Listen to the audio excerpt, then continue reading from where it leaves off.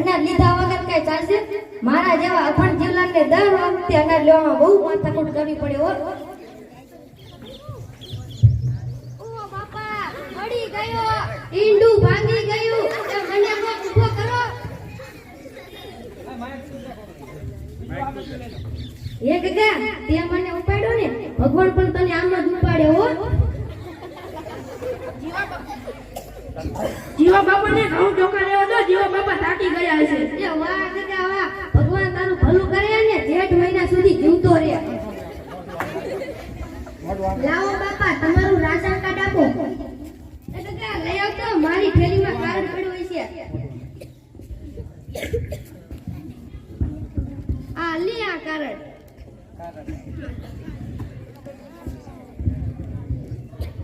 જીવા બાપા 102 રૂપિયા આપો.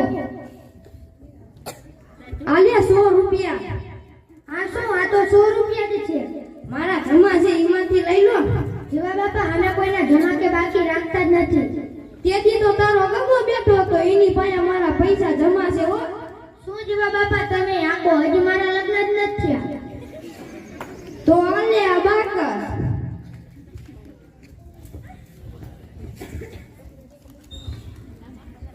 આ દાણાદાર ને સોંપ્યા.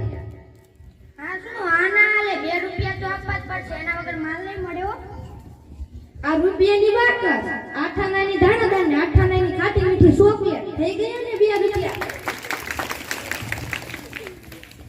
આ શું? આ બાકરમાં તો અડધી દિયાસળી પણ ઓછી છે. ઈ તો બીડી સળગાવવામાં વપરાય ગઈ હોય ને. સારું, અહીંયા કરી દો. હે ગગા, ઇંગ્રેજીમાં કરવું કે ઉર્દુમાં કરવું? તમને ભાવે એમાં કરી દો. હે દીકરા, ગુજરાતીમાં કરવું કે હિન્દીમાં કરવું? શું જીવા બાપા, તમે તો મારું માથું ફેરવી નાખ્યું. તમને ભાવે એમાં કરી દો ને સાહેબ. હે ગગા, પેન્સિલથી કરવું કે બોલ પેનથી કરવું? આવડી મોટી પેન પડી, લઈ કરો ને સાહેબ.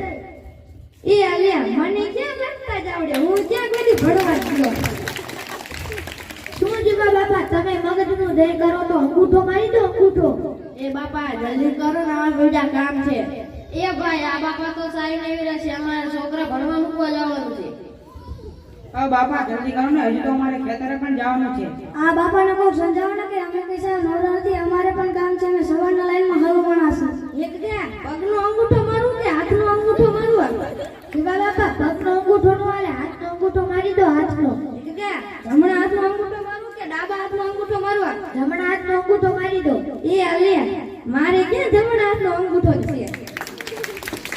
તો જીવા બાપા, તમે એક કામ કરો, તમે ઘરે વયા જાઓ, હું તમારા ઘરે એને પહોંચાડી દઈશ. હા સારું, મને એક તારો નંબર લખી આપ ને.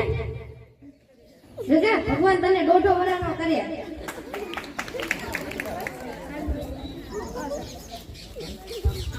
બોલવું નહીં પડે ઓલું.